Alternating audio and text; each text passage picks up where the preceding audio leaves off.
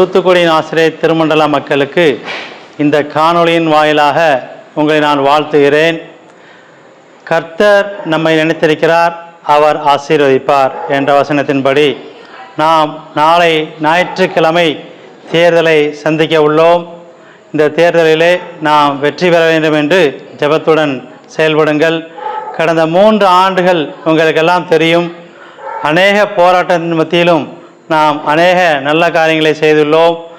திருமண்டல மக்களுக்கு செய்ய வேண்டிய அனைத்து நல்ல காரியங்களையும் செய்துள்ளோம்.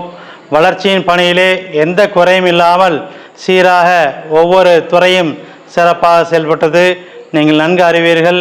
அதேபோல் எல்லா தடையும் தாண்டி இந்த தேர்தலிலும் நாம் வெற்றி பெற்று ஆனந்த களிப்புடன் நாம் திங்கட்கிழமை நாம் ஒற்றுமையோடு நாம் சந்திப்போம். உங்களுக்காக நாங்கள் என்றுமே கூட நிற்கிறோம். திருச்சபை மக்களாகிய நீங்கள் எந்த நேரமும் எங்களை தொடர்பு கொண்டு எந்த தேவையிலும் நீங்கள் கேட்கலாம்.